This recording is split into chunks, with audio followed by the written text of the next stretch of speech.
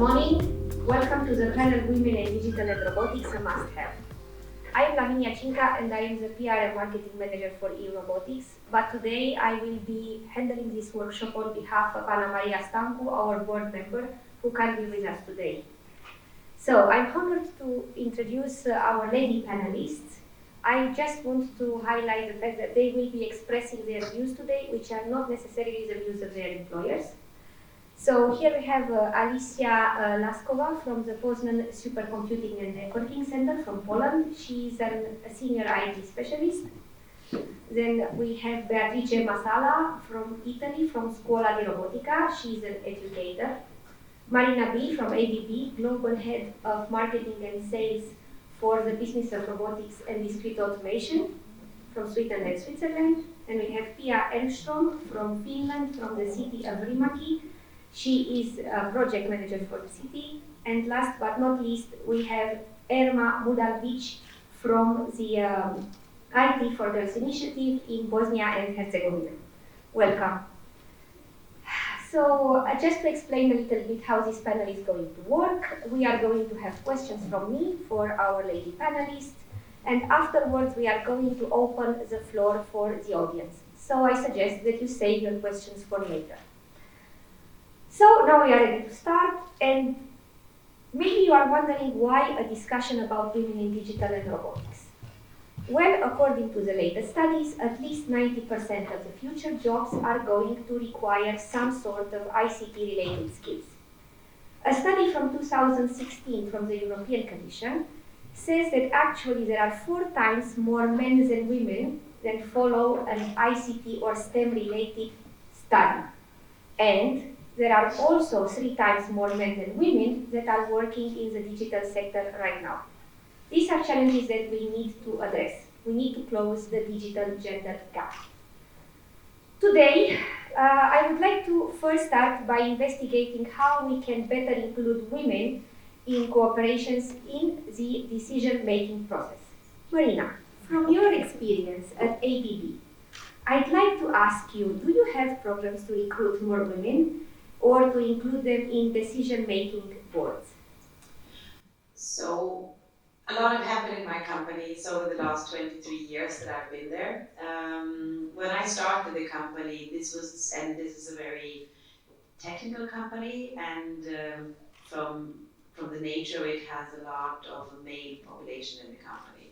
So when I started once upon a time, it feels like a long time ago now, there were actually people who were asking me surprisingly why I was doing this and if my father didn't get a son, and that's the reason I'm here. And the interesting thing was that that was a compliment. It wasn't meant in a bad way, but it showed a little bit the status of the company at this time, and I don't think my company was different than any other at that time. Now, things has evolved, and I think what has made, at least in my company, people very aware of is that you can see that the more women there are, the more diversified people you have, especially on management position, diversified in age, in nationality, and particularly in gender, the more money these companies earn. So a company that is only focusing on a certain bit of the population, only males at a certain age from certain countries, they tend to earn less money.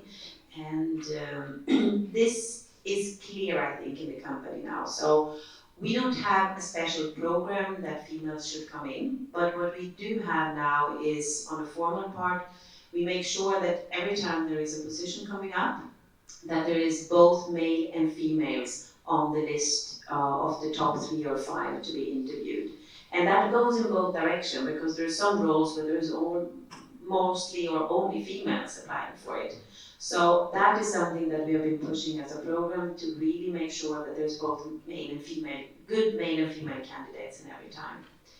Then it's one thing to get females into the company, it's another way to also make sure that they actually stay in the company. And the area where I am, we have now launched really a female mentoring program for females who's been at a certain time in the company, reached their first or second management position, to make sure that they are really being supported and are being pushed to take the next step. So that is a very strong way to make sure that females really also get the attention to that program. And now the rest of my company is actually following that part, which I'm very positive to. So what is also very, very important, what I keep repeating, is that if you are a very small population, if you're under 10%, then you haven't reached a critical mass. You become a minority that cannot really influence things. As soon as you come over 10%, studies have shown you can actually start having an impact. So the women that are there, we try to really be role models, even if we're not in the mentoring program, so to be role models for other women on how it is to have a management position in a technology company, and that this is possible, and to really support other women, but also making sure to support a lot of the male population to seeing that this is something positive and brings positive parts into it.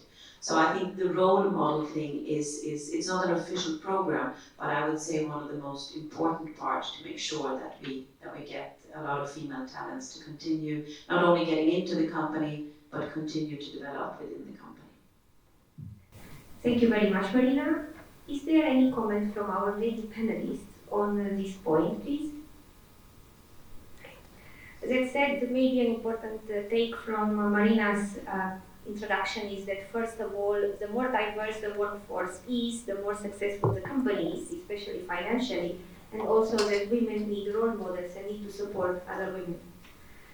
Maybe now we can move to the research field, to Alicja. Alicja, out of your experience, so how is product development and design influenced by the gender balance in the teams? How is the gender balance in your team at PSNC? It's currently we have over 300 employees and about 70 women. That's actually in research teams and engineering teams. The women is only 10%.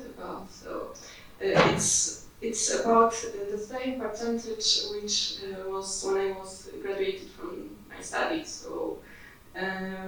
And it's now getting better. So 10% the gender balance. It's not really really balanced, but for example, in our department, we try to have we have only 3 women. It's 15% of our team, and we try to have at least 1 woman in each room. Even for the better atmosphere in the room, but I think I agree with Marina. It's a different point of view which women bring to the table, and the team have more ideas, are more creative when we have diverse people in the team. So it's very, very important to involve both men and women to the teams, to the table for the discussion.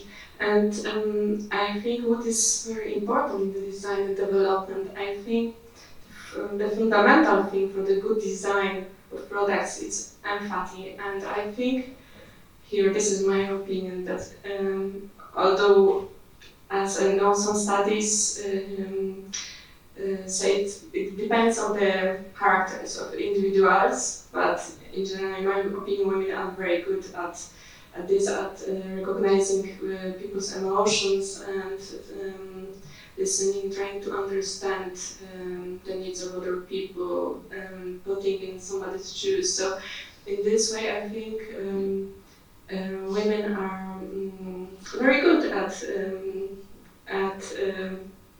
recognizing emotions and then designing better products for people.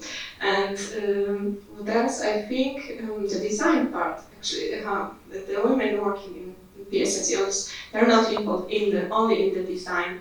There are also programmers, there are also algorithm designers, so they work in different roles in the teams. So I think this is what the skills and characters of individual people, it's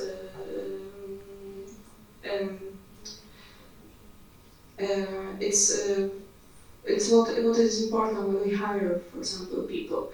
And I think both men and women are equally good at all of these things. So we just need more students, more IT students, more STEM students to have more women in our work.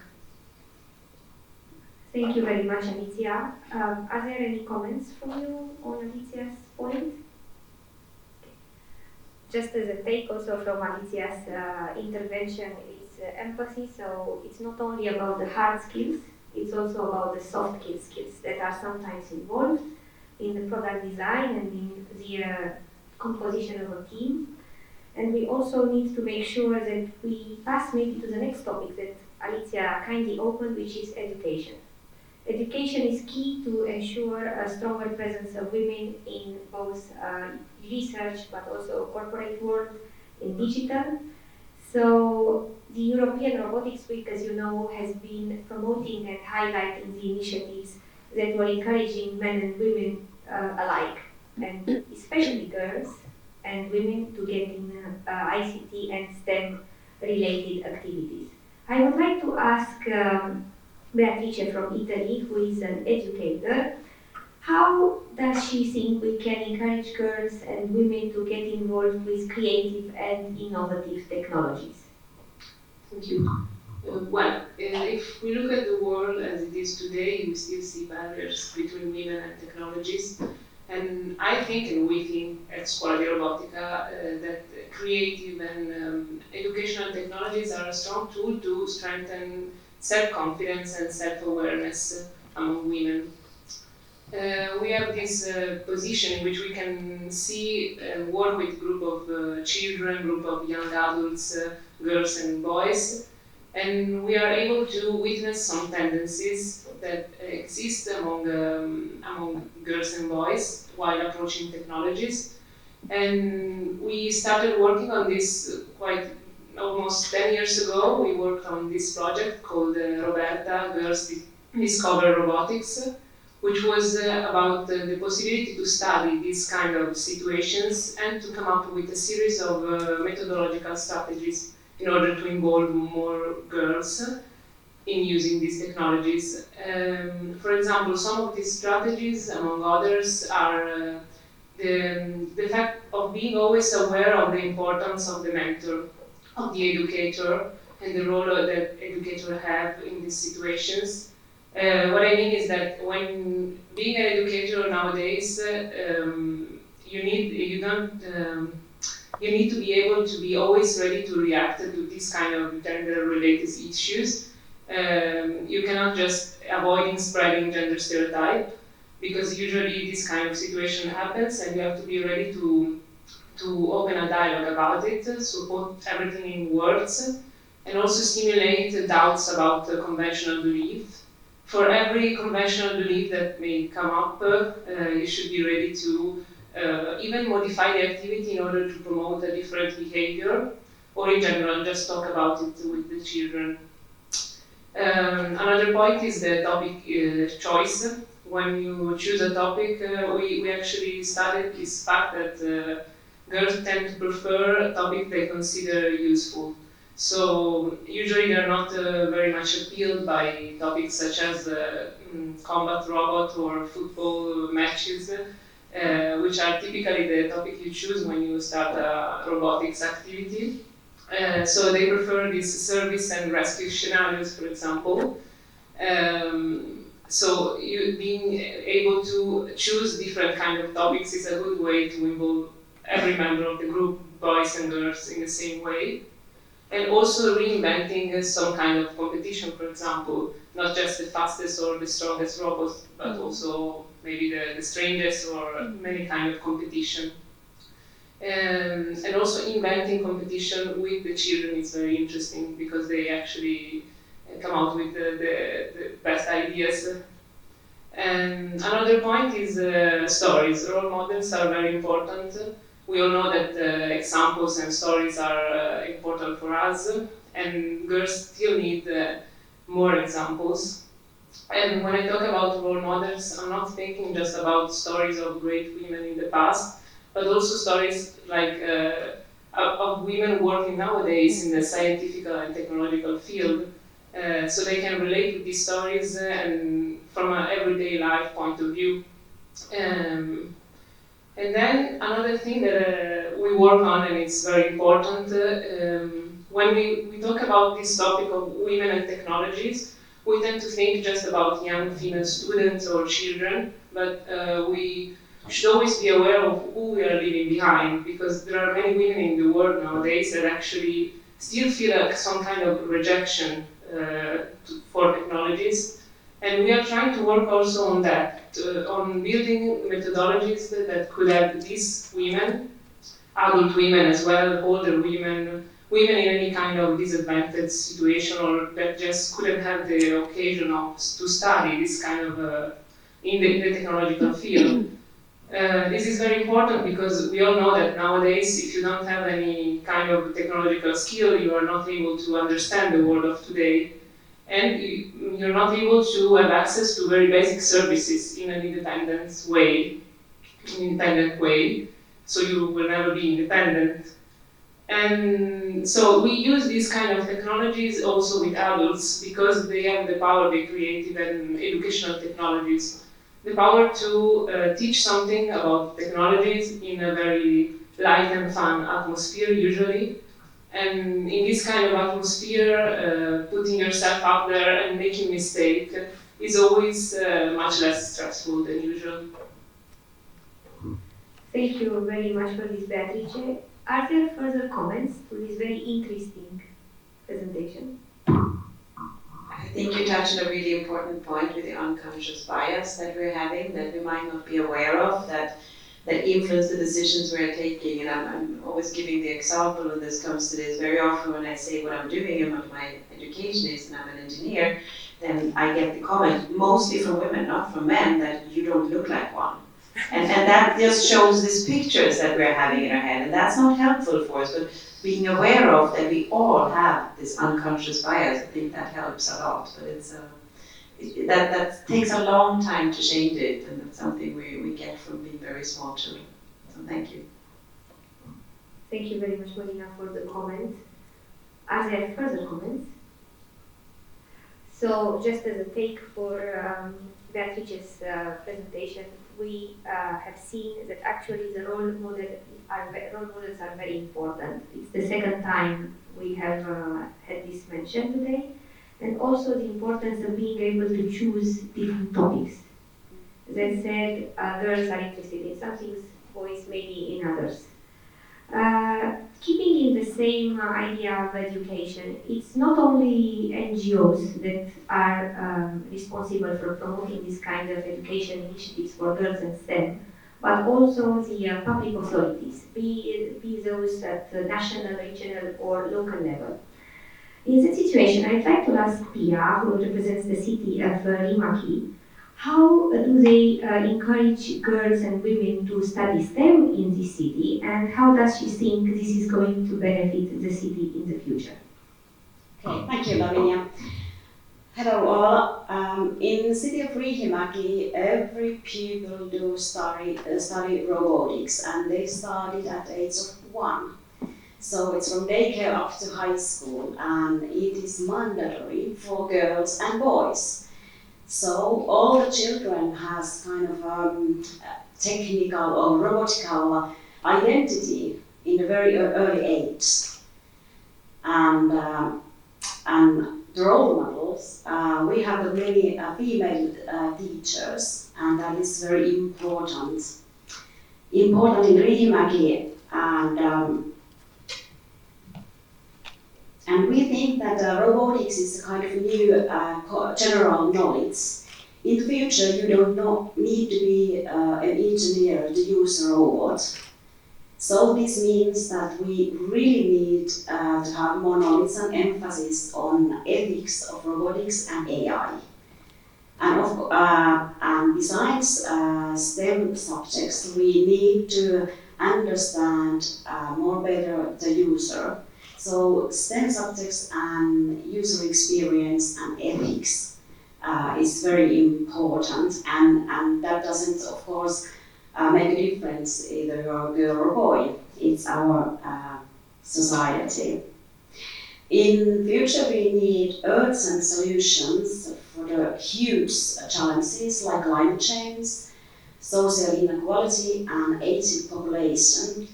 And solving those challenges, it's not about gender, it's about future generation. And it's not about, for me in Finland and in Riihimäki, as actually girls do choose optional robotics studies more often than boys. It's not a gender issue, it's more like a diversity issue. If the future world is designed and built by young engineering males, it's not for us all. We know that one size fits for none, and that's all about this is. So, STEM subjects are very important for boys and girls, and I think the identity, kind of technical identity, is the key. You have to start it in the very, very early age, so that you get a deeper understanding about technology, about the world, and about robotics. I think that's the main thing. Yes, thank you very much, Pia. Are there further comments to Pia's introduction? I just have to ask you, what kind of robot education do you give a 1-year-old one?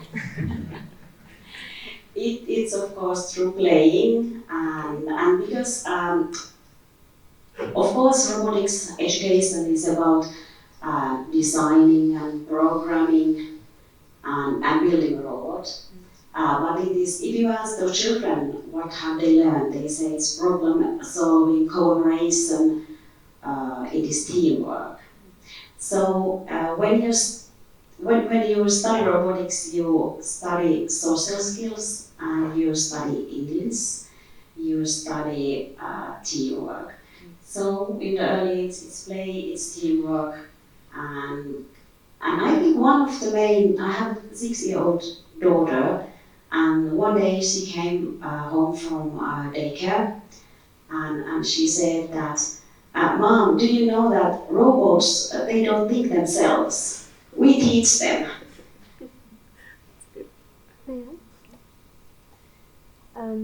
Hi, yeah, I just wanted to make a small reflection on something that you said, that that you mentioned that in your community, participation of boys and girls in robotics is not a gender issue, it's a diversity issue.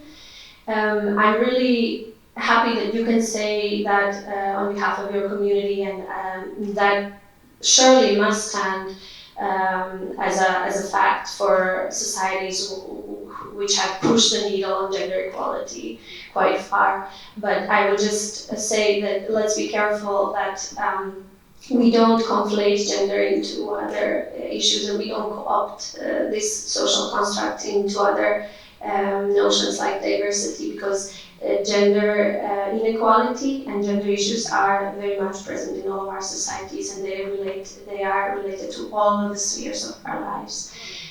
So I think, and it's great that you have achieved equal participation, or even more participation of girls in robotics, but it's not the case in all societies.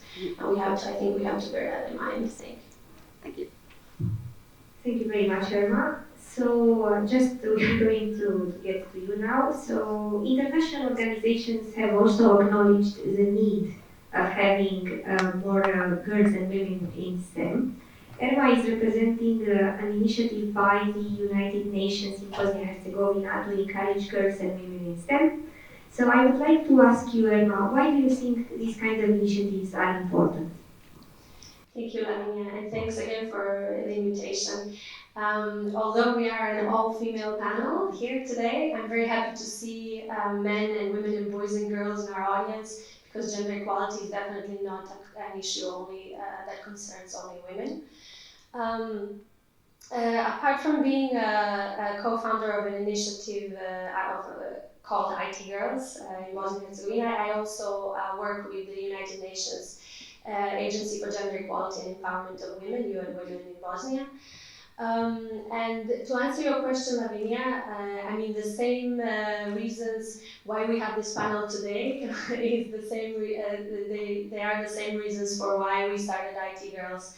And just to add on to some of the statistics that you mentioned earlier, the studies show that now in the European Union, out of 8 million ICT specialists, only 17% are women. And then the studies say that more women in the digital market could create an annual boost of 16 billion euros for the EU economy. I think those reasons in themselves are very much enough to push more women to participate in this sector and not to be excluded from a growing sector of possibilities. All of these statistics, they also point to structural inequalities that women face in all spheres of their lives and all public spheres, from education, economy, labor market, political participation, and ICT. So ICT sector and STEM sector are not excluded from these. In Bosnia, we often get the question when we talk about IT girls, why girls? Because it's not obvious to everyone. In Bosnia, Bosnia and Herzegovina, which is a country of 3.5 million people, so not so big, we are struggling with a huge unemployment rate, especially for young people, 15 to 24 years of age. For women, this unemployment rate is around 50%. And women tend to, in Bosnia and Herzegovina, tend to study at university more than men, but their representation in the ICT sector and ICT studies is 3 times less. Whereas currently in Bosnia and Herzegovina, reported by the IT companies, there is a deficit of around 6,000 workers. So in itself, I think that talks about why there is need to push more girls and women to take on ICT and STEM. I just want to reflect a little bit how we do this, how the studies and how IT Girls has been doing this, how we have been encouraging and empowering more girls and women to take on ICT. We identified 3 important life stages in a life of girls and women. This is childhood, youth, and adulthood. And a lot of you have been talking about how, what kind of approaches in each of these stages of lives of girls and women we can use to empower them and to increase their participation. So in childhood, it is exposure to digital skills at a very early age. In youth, we need role models. Because girls cannot become what they cannot see. We have seen that mentorship works well as well. And in adulthood, what you have mentioned is some of the approaches that have proven to work are networking, because women need to establish good business networks, good professional networks, and mentorship and sponsorship, so that they once they are in the company, that they go towards leadership positions, that they break the glass ceiling, and that they are supported by the company and by their colleagues to do so. And I would close just by telling you a little initiative, or a little research project that in UN Women in Bosnia and Herzegovina we are working on right now, and this is to inform our future programming on IT Girls. We are leveraging behavioral science to discover how we can nudge girls and women more to take on ICT. Behavioral sciences have been known, especially in UK and other countries, to be a great tool for public policy making. And we are leveraging now these behavioral insights to see what is the process of decision making of girls and young women when it comes to their choice of careers and education. We want to see where is that leak in the STEM pipeline, as they say, so that we can tweak it we could find out what influences their decision, and we could take it and capture it to inform our interventions and our policies, so that women and girls are more aware of their opportunities and that they get included in this growing sector. Thank you. Thank you very much, Erma. Just on the final point that you made about the girl's choice, is there any girl in the audience, maybe from the Riihimäki team, that would like to give us a short statement of why they want to study STEM?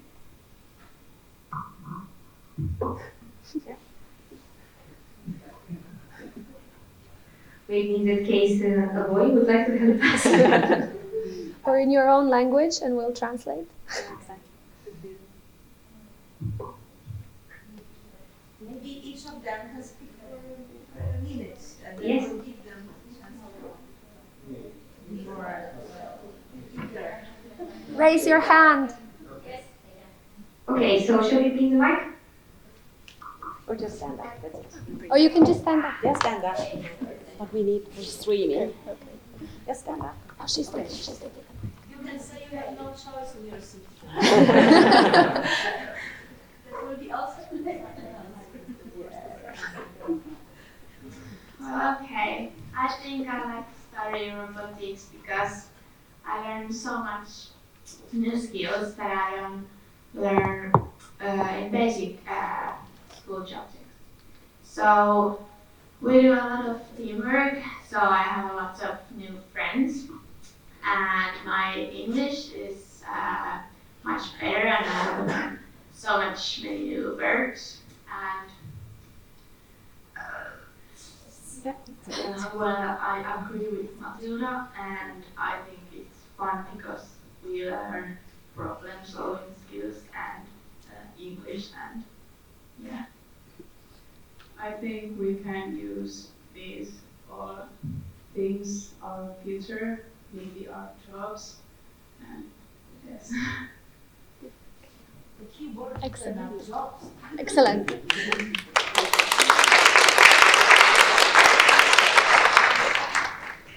In the morning, we had a small discussion with the girls about this subject, and I asked, what do you think? Why girls should study STEM subjects? And they said, why not? Exactly. Yes, that's exactly the attitude. Thank you very much for all the children from Finland who came to our event. We are very happy to hear their opinions live.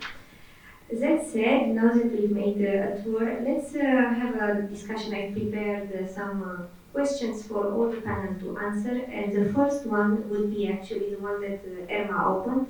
What do you think triggers the decision of girls to study STEM when they transition from school to university? Yes.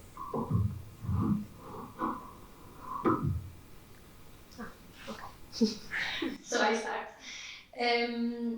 I have to give a little bit of introduction in terms of what we think, at least in Bosnia and Herzegovina, and I think this is the case for many societies, what influences girls and boys' decision making in general, especially when they are in primary school. This is very much their parents, their teachers, school environment in general, their peers. Media has a huge impact on how we perceive our society and our opinions. And then all of these influence how we perceive the world around ourselves, how we value our self-efficacy, and what we consider to be a good option for us when it comes to career and education. In many societies, including Bosnia and Herzegovina, gender norms are a huge have a huge impact in how all of these are framed, how the parents bring up their children, how teachers behave in the classroom, how media reports on different issues in the society. So all of these are very, very constructed by gender norms. We have seen so far in the research that I mentioned in Bosnia and Herzegovina on behavioral insights is that up to the final grades of primary school, boys and girls have almost equal participation at competitions in physics, computer science, mathematics, and almost equal performance levels. And then entering the high school, this changes severely. Girls participate less, and they don't have an equal level of performance at competitions as boys. So we want to see what is the major influencer there. What makes girls less interested in maths, physics, and computer science once they cross over to secondary school? Is it the choice of classes that they are not interested? Is it their age that things changes? Is it the teachers that don't push them enough? Because in Bosnia and Herzegovina we have heard those stories. And the teachers tell to their girls, this is really not for you, this is for boys, why don't you take on something else as an extracurricular activity, and so on. So there are many, many factors, but I also like to hear what other people think in terms of this. I think, as you said, there's a lot of factors. I've done a very unscientific research project of which females do become engineers. And there's actually one thing that is common of about 99% of everybody I asked.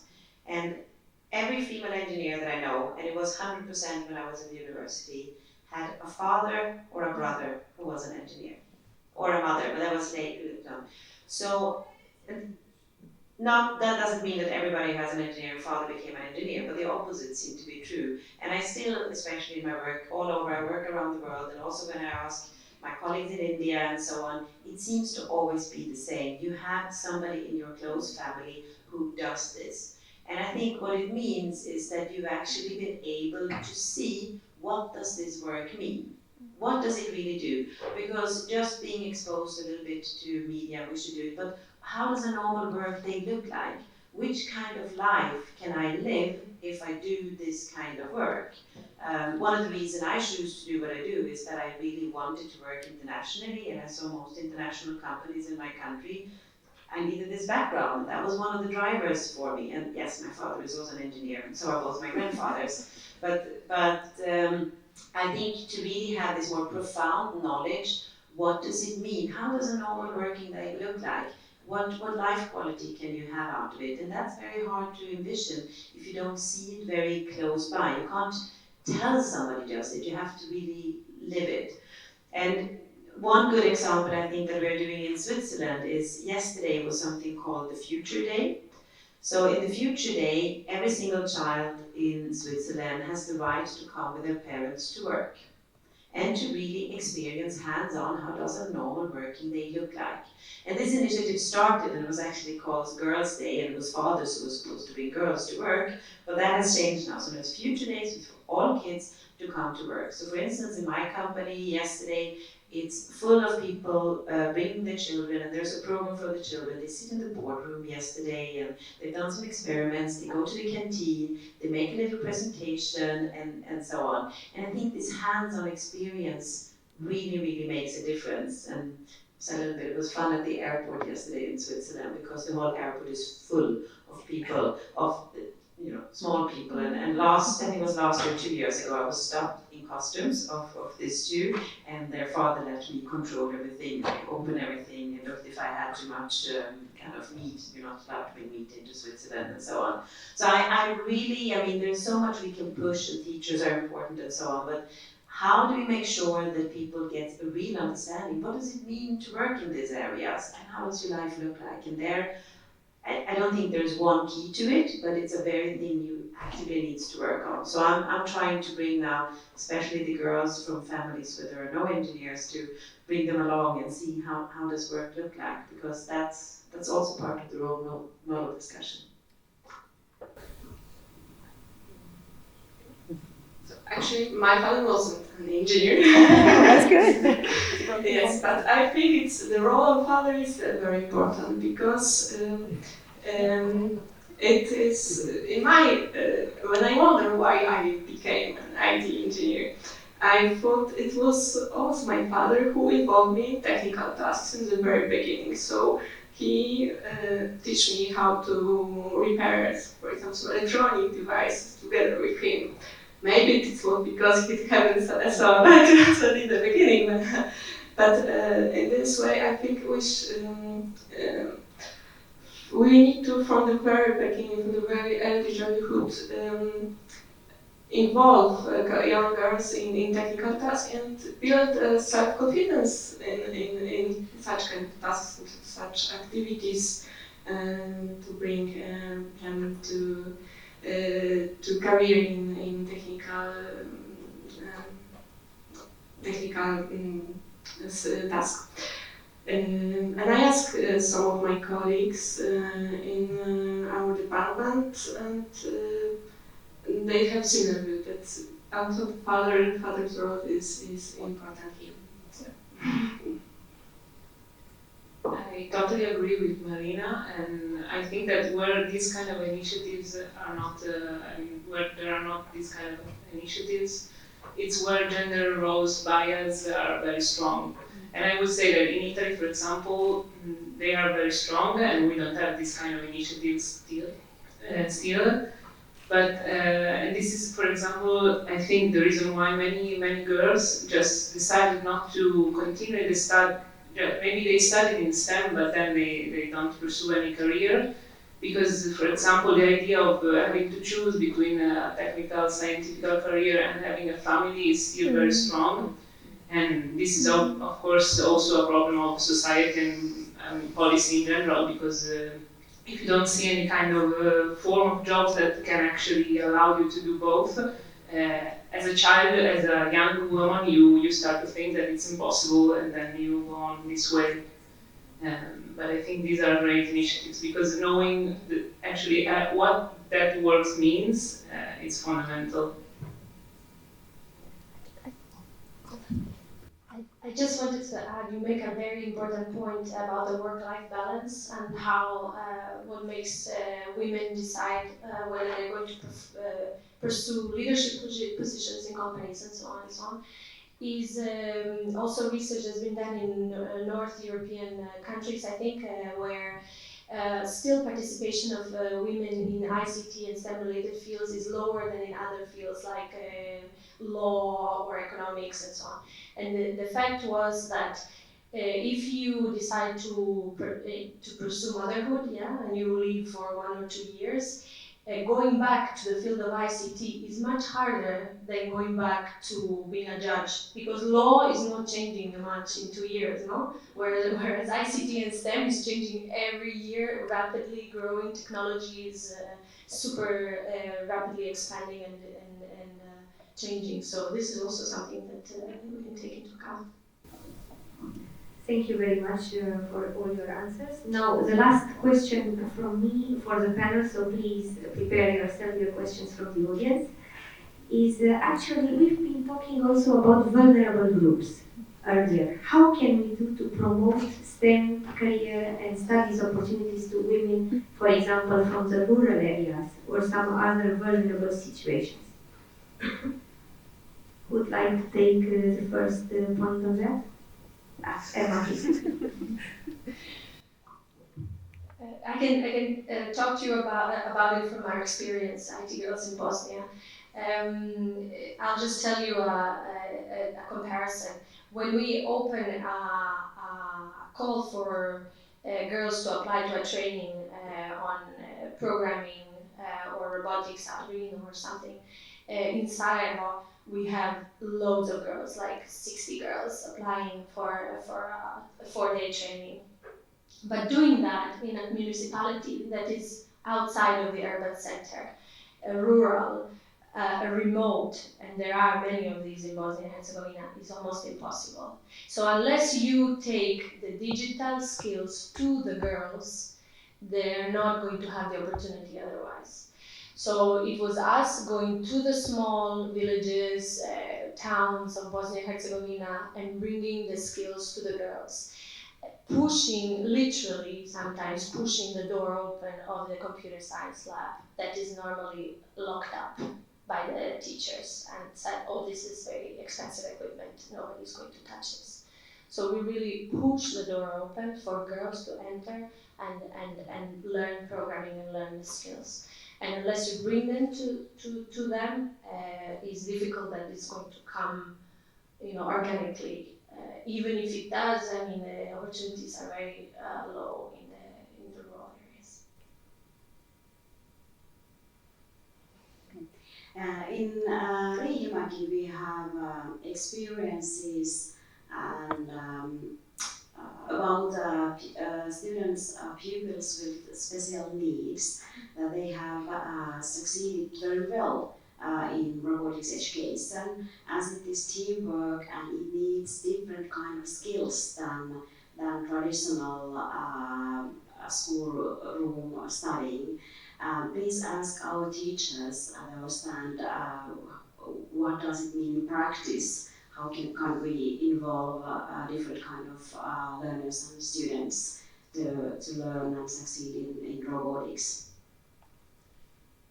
A little bit of another comment. I have more seen, especially in my company, that it's particularly women with a more rural background who have been more pushing to come into this kind of position, who are more interested in the work we're doing, because a lot of them had, I think, to fight maybe a little bit more than the city girls, where a lot of things are more certain at late, or you see more opportunities. So I have seen, and not only in Europe, but as I said, also in places like India, Cambodia, and so on, that there is a lot of, especially the women from the rural areas, because they see this as their opportunity to live another kind of life. And yes, very many of them wants to become mothers and so on, but they might not want to live the lives that their mother and grandmothers have lived. And this is their one-time opportunity to change their lives. So I've seen a lot of, probably more kind of success stories with female from a more rural background in my company than the ones who come from the big cities. For my experience, I totally agree with Erma, because going to these places is the better things to do, and also maybe sometimes in the beginning hiding the technological part and showing more the playful and satisfactory part, because actually using this kind of technology usually also it's playful, but it's also very satisfactory, and you get a lot of you enjoy after you start. So maybe in the beginning, if you're just, if I present you a technological activity, you have some fears, you're scared, but if you actually try playing, it's very different. So it happens to me too, to actually have to push the door and start working, and then after a while many people were involved. So I agree. It's only, I can only agree. Yes, I think we need good teachers in small cities, in small towns, in villages, or to bring these technologies to children. For example, in our Edu lab, in our living lab, we have an Edu lab where we invite teachers with children to have lessons to show them how to use new technologies in school.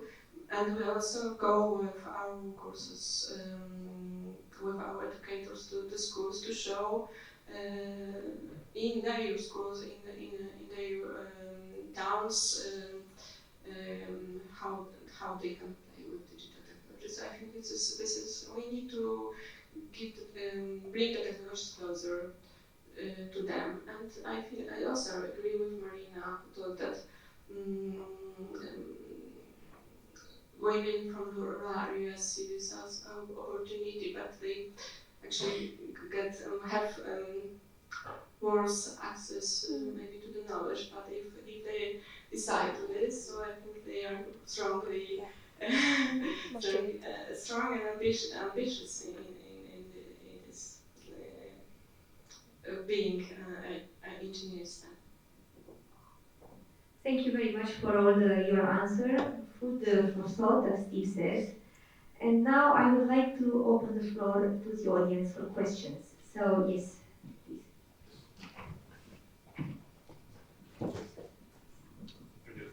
I'm Lucas. Some of you know me from yesterday. I would like to not ask a question, but maybe give an idea from two perspectives connected.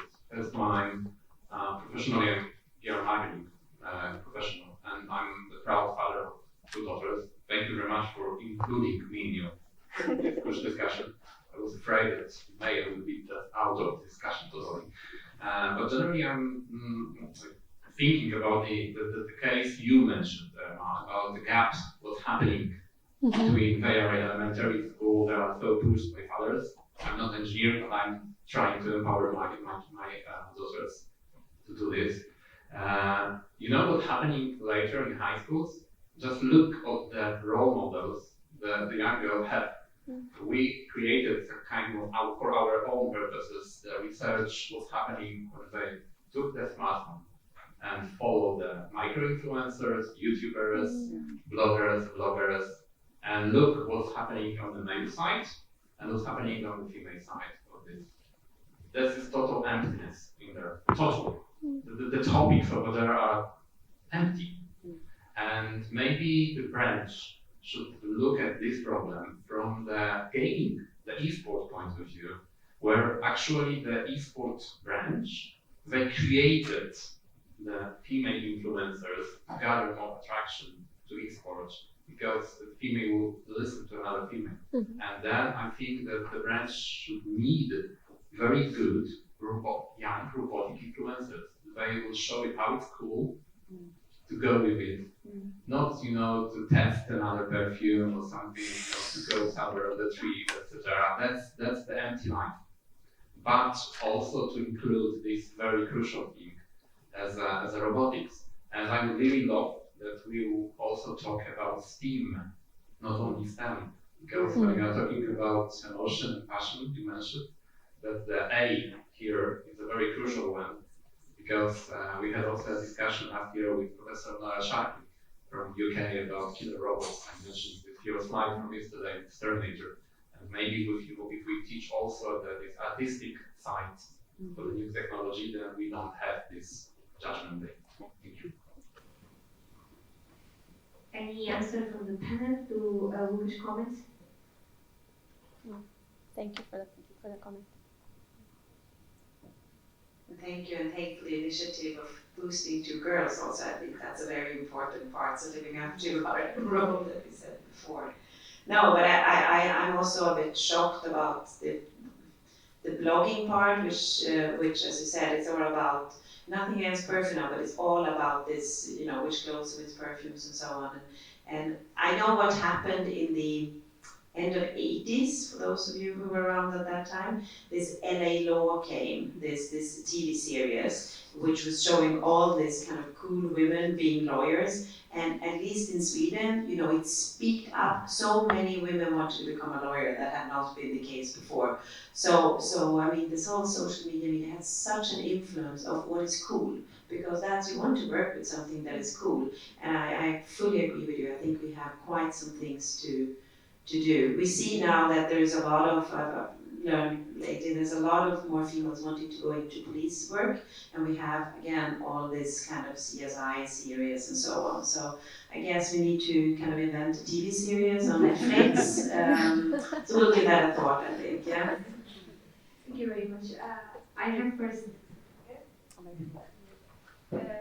Hello, I'm Maya.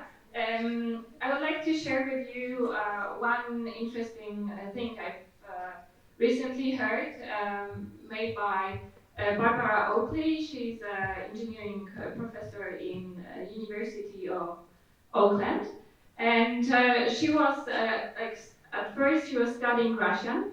Then she went to the army, and after coming from army, she started studying engineering. And she's the author of two very interesting books about learning how to learn and the mind shift, changing the mindset for learners. And she made a very interesting observation about abilities of boys and girls at the beginning of the education.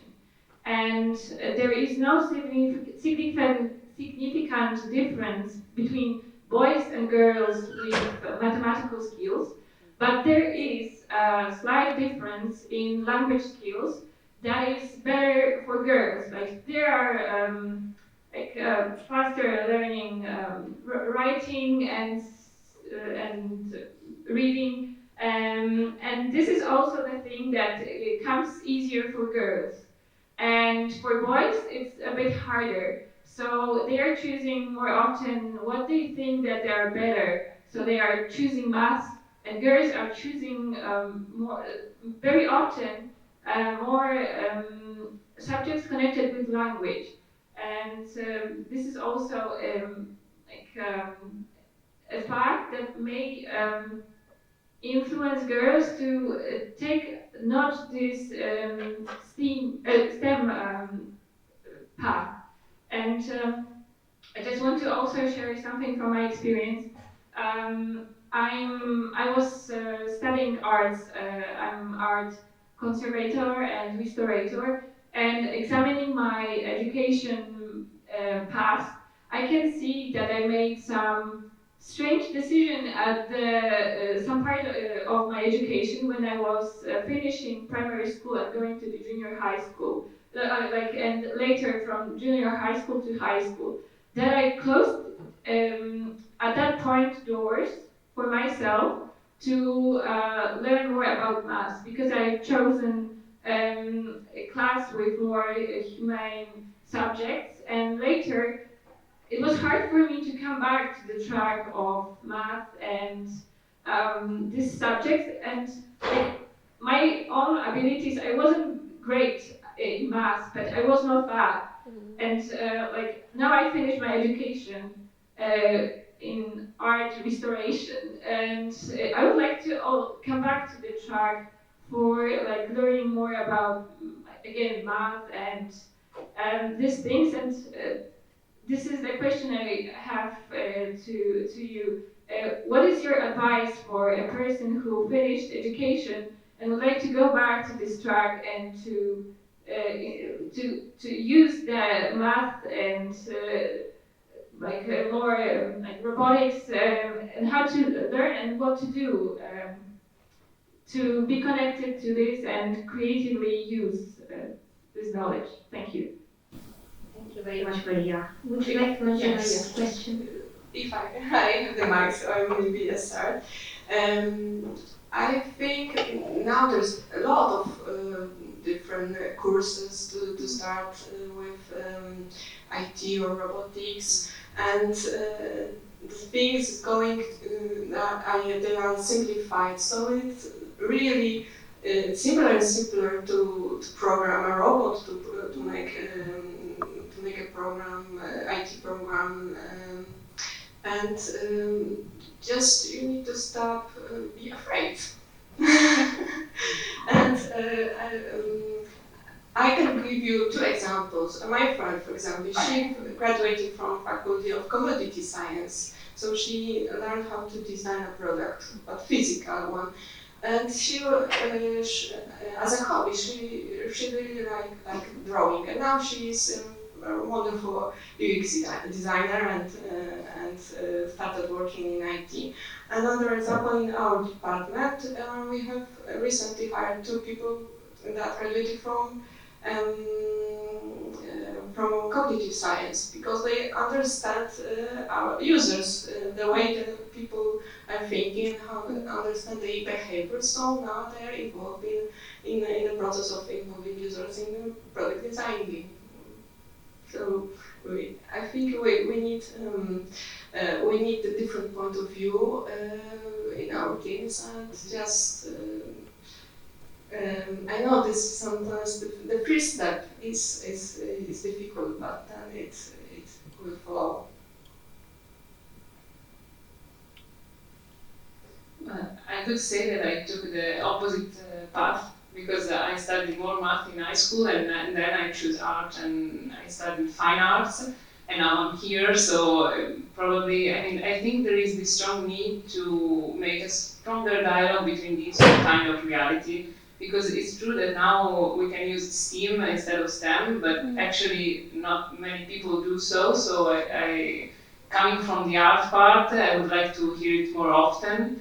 I try to use it with children more and more, but I think from the academic point of view, we still lack this dialogue between the technical world and the art world. But maybe someone else can suggest some courses. I think when it comes to courses, I mean, some things that the internet has brought us is this, you know, search, look, is there something maybe related to what you do that has more of a connection to this, and internet, LinkedIn, and so on are really, really good sources. But I found it really interesting that you said I kind of I made some strange choices, you said. That is also something that I sometimes reflect about, why do you choose what you choose? But there is also very much studies about how we make choices depending on how we get appreciation from people.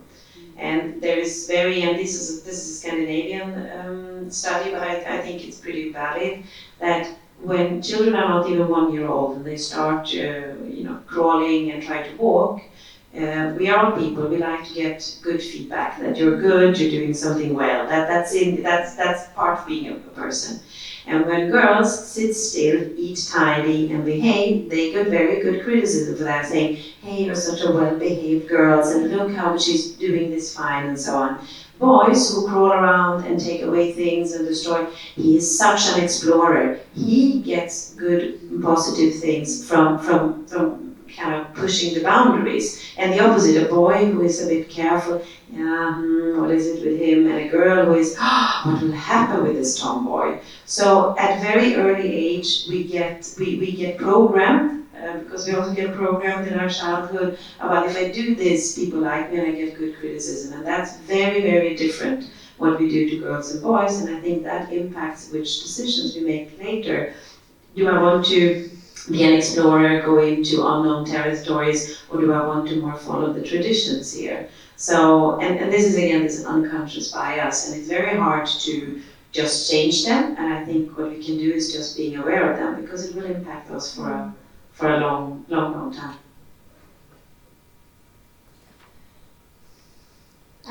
Thanks for mentioning that. I'd just like to mention that some studies in North America have shown that in mathematics or physics or science class or computer science class, teachers tend to report their male students' success. They tend to attribute it to themselves, so they are very good at something.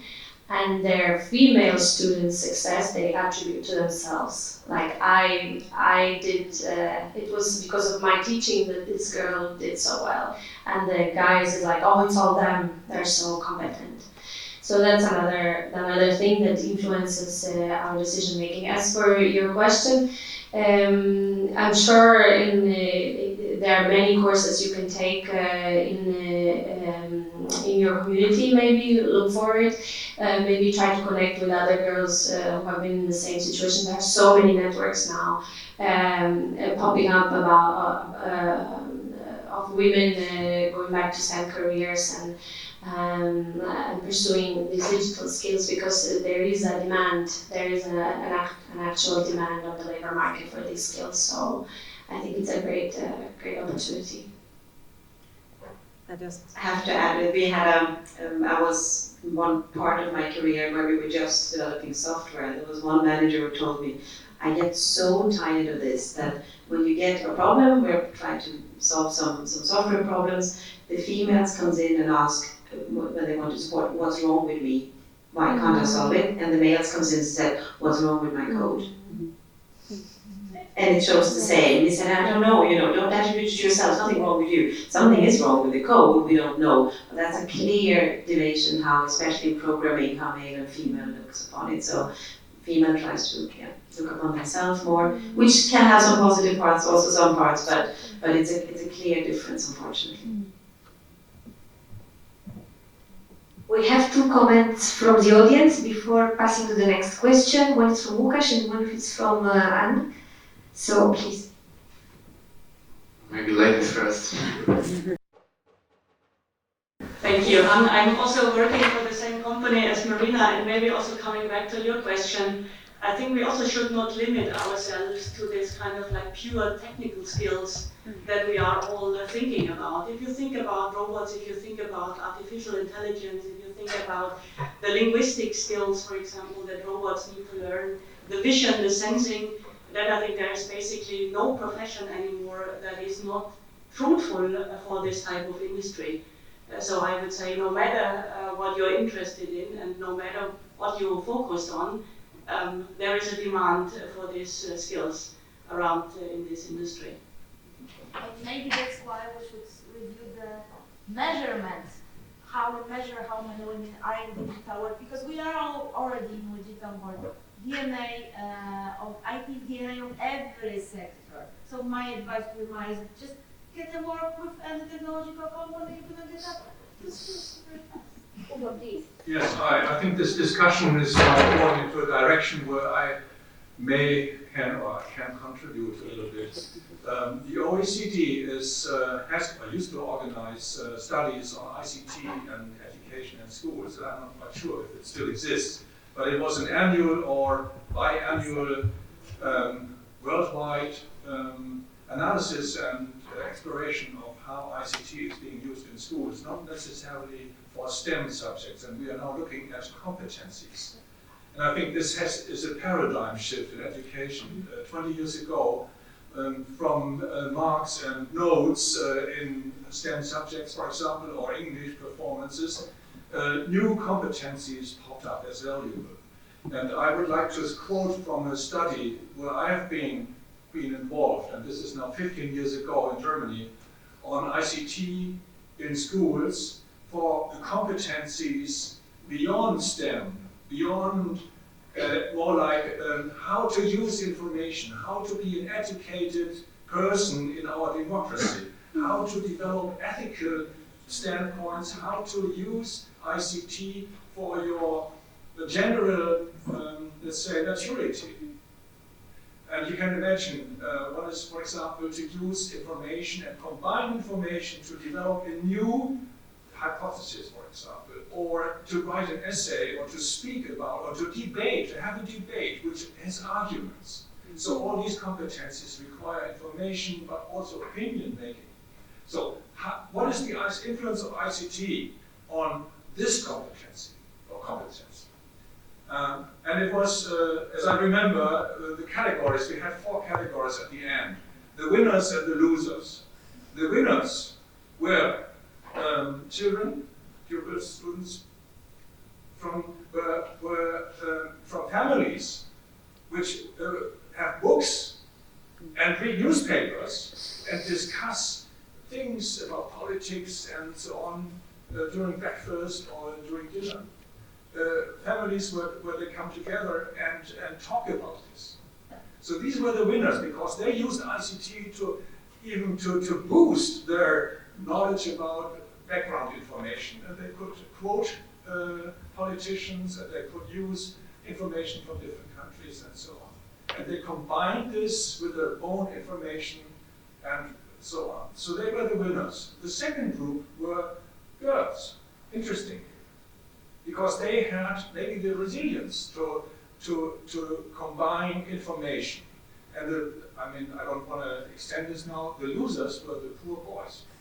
And there was some discussion in Germany how to make boys more, give boys more chances to use ICT in a way to be more productive in their own statements, in their own maturity, in their own creative ideas, opinions. So that's the question about competencies, I think.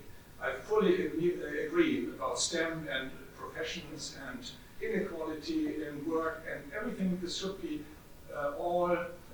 we should decide on having let's say, an email exchange, because this is all very interesting. We should share maybe background information. But the competencies beyond STEM are also depending on certain influences. So that's what I want to say. Okay. So coming back to Maya, I have the same problem with you because I'm also from the humanism point of view. I'm first background historian. So you mentioned something about girls learning languages as a most favorite one. So maybe you can start by learning another language as a Python. Don't treat it as a coding thing, but another language. Remember in yesterday's presentation there was of Marina, there was slides of R2D2. There was another body, the C3PO, you remember? Human cyber relations. So treat this as a maybe idea, because for example, I started Python just for fun, just for having another language to learn. And I'm not focusing on God, I have to be a coder, I have to learn all of this. No, I'm having fun. In my free time, I'm learning another language. It's totally different than English, German, or Japanese I've learned for many years, but it's also a language. And the second thing, if you are thinking more about STEAM, not STEM, you're already here.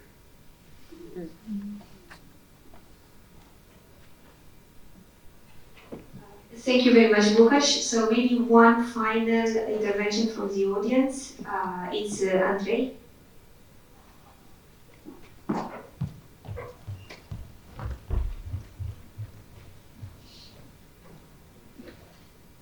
Thank you. Okay, my name is Andrei. I'm from the University of Bucharest.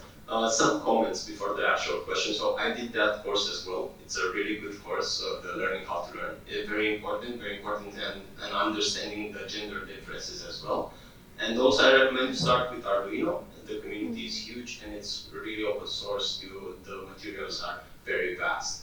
Coming back, the question itself is multi-part. So do you use actual studies when trying to encourage to bridge the gap between gender differences? For example, there's a study that says that, there are many studies actually in the Scandinavian countries that say that once you limit the differences in social or political or economic issues, the choice actually differs. So because taking into consideration the big 5 personality traits, women are more interested in people and men are more interested in things.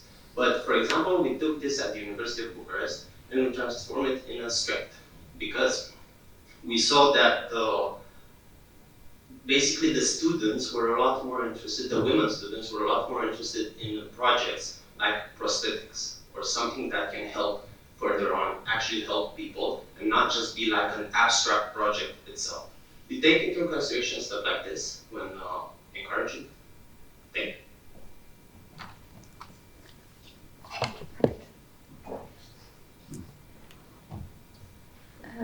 Yeah, thanks for that question. It's a very, very interesting question you pose. I have also been aware of studies like that screen female and male interest in, and that's how they explain the career paths, by saying women are generally more interested in this, or men are generally more interested in that. I'm stressing this word generally because studies such as that, I'm not particularly informed about that study that you mentioned, but the studies that question only the surface level and that they research only the surface level serve well for generalizations, and generalizations are very dangerous. For the study that you mentioned, or the arguments that you mentioned, my question after that is why? Why are women more interested in people, soft skills, projects that help other people, and men interested in such and such? My question is why? And I pose in our programming in IT Girls and UN Women in general, this is a question that we ask until we reach the very bottom level of the argument, where when you ask why, there is no more. So ask why, and try to think why women show, when they circle, they show, oh, I like people, I like helping, I like this. Why? How these women have been brought up? What is their background? What their parents have been doing?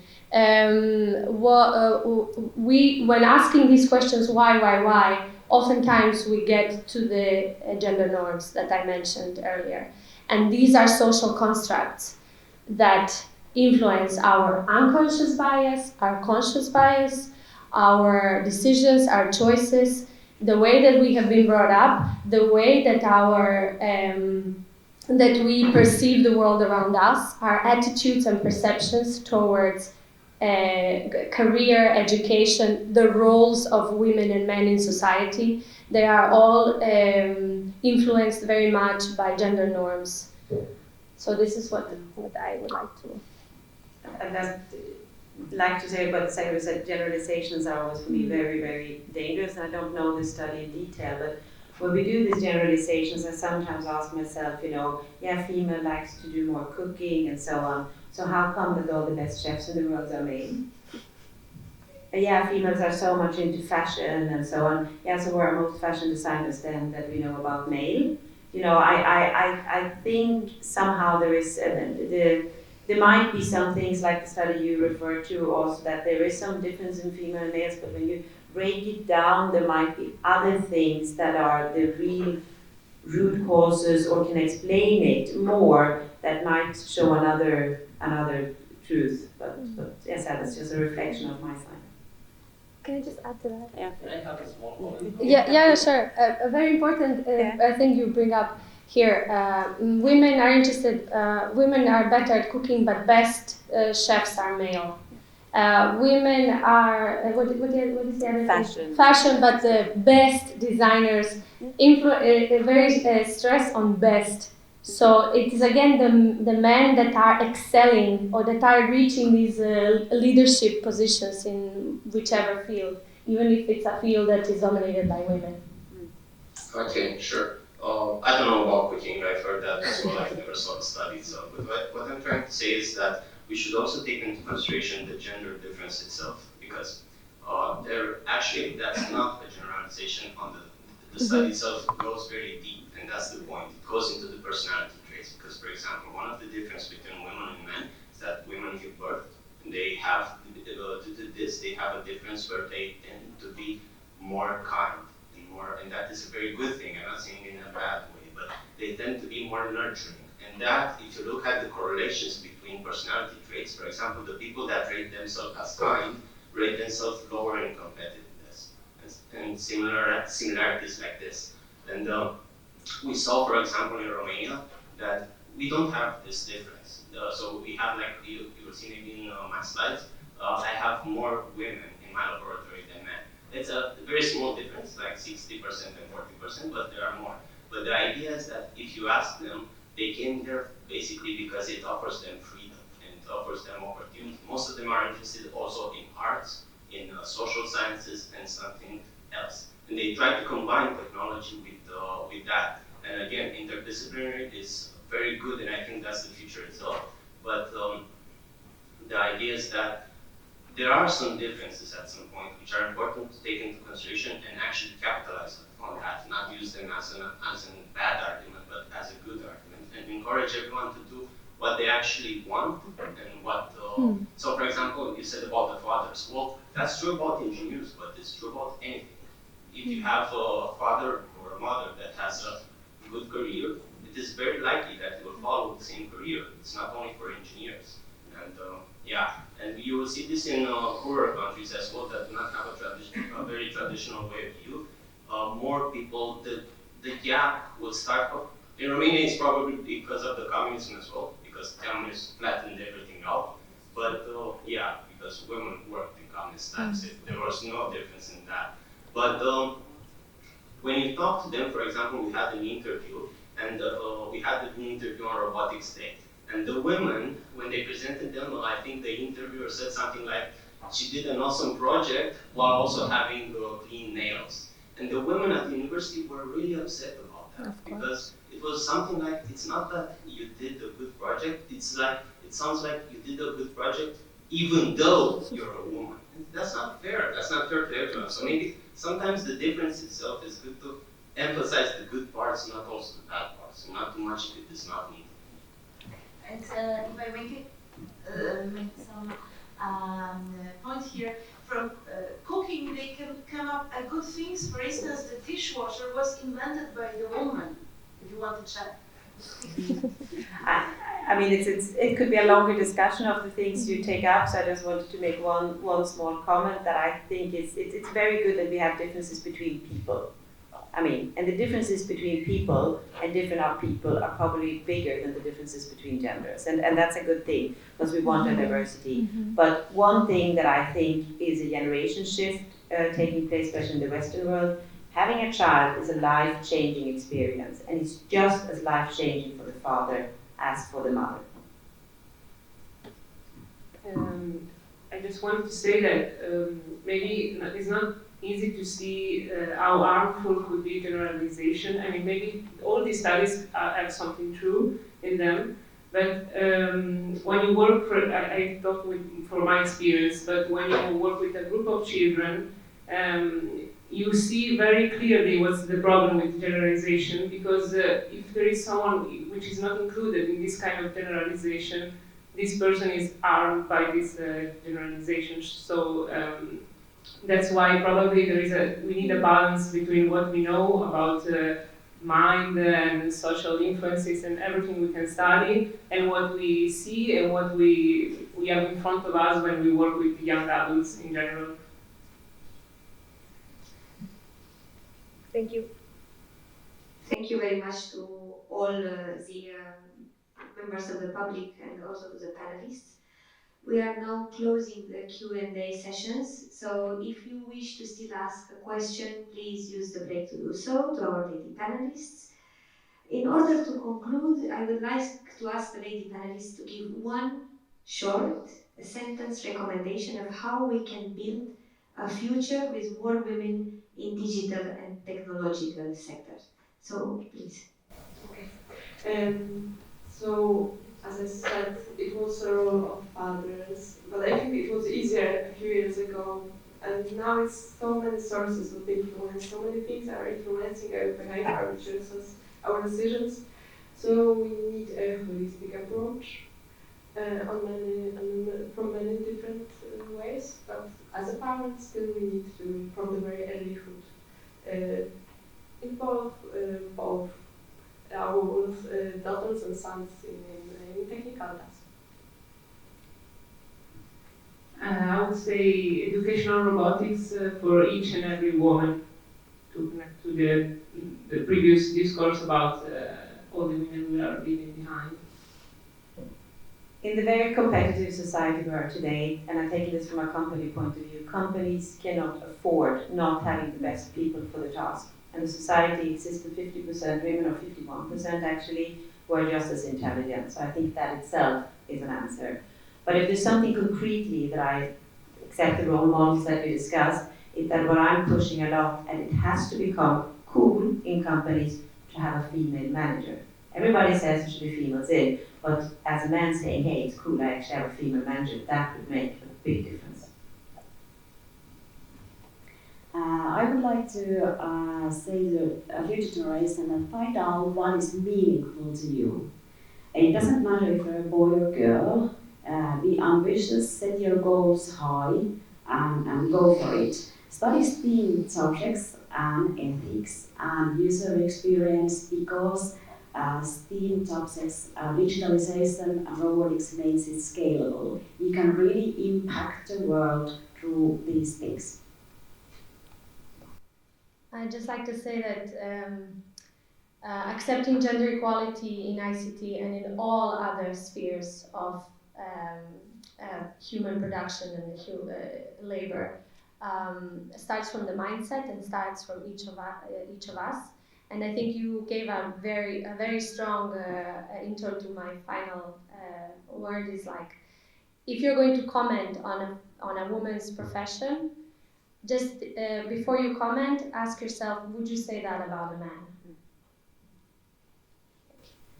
Thank you very much for the recommendations.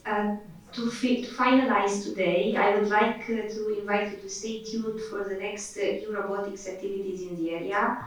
So just to announce as a preview, a future gender balance topic groups by euRobotics. And the second is the workshop, again, a follow-up workshop by the European Robotics Forum 2020 in Malaga on the 3rd, 5th March. You are welcome to join that one as well. And last but not least, I would like to thank my colleague Marta Palau-Franco, who's not here today, but who helped me massively to put this workshop together. Thank you very much to everybody, and you are welcome to join Uwe Haas' workshop after this one on robots in school. Thank you, and a big round of applause for everybody.